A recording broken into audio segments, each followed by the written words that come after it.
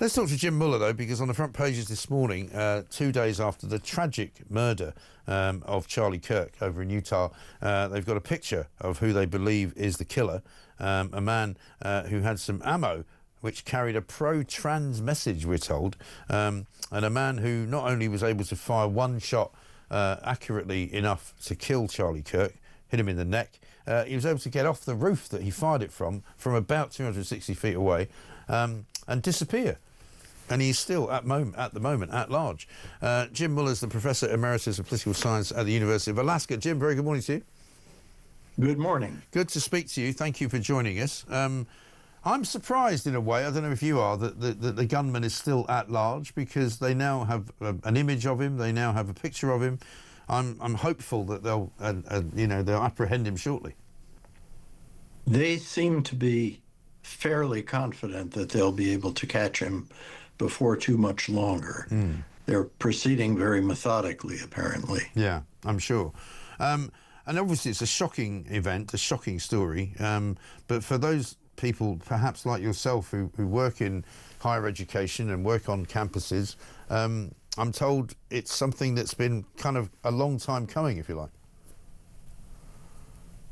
Well, I think it's really too bad that our politics has gotten to the point where people are not able to listen to each other and instead are resorting to violence. It's usually a sign of having a weaker or no argument.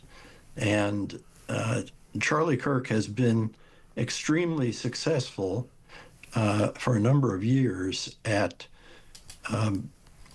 appealing, especially to young men who have often felt forgotten and ignored or even reviled by people who consider themselves politically correct. Right.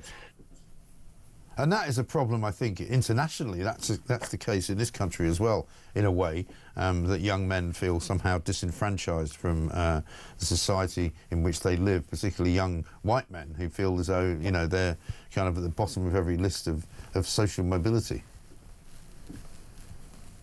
Right. I think that was one of the main reasons why there were so many people who thought that the end to DEI, that is diversity, equity, and inclusion substitution for equal treatment under the law was a big mistake and ought to be corrected. That policy and practice has always been unpopular among people of all races in America, and also carried on only sub rosa, because those who are responsible for putting it into practice can never admit what they're actually doing, because everyone would think it was unfair, because it is. Yeah.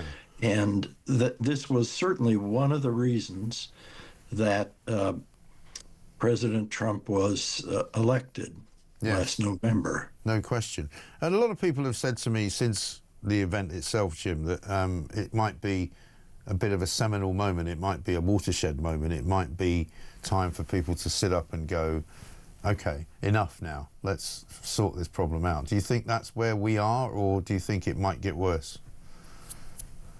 Well, I think that's true, but unfortunately, there have been enough examples of people on the left imagining that political violence is always to be condemned when it's carried out by their enemies, but winking at it or even saying things that tended to encourage people who are a bit off their nut to think about it seriously, or joking about it in a way that really isn't at all healthy. Yeah.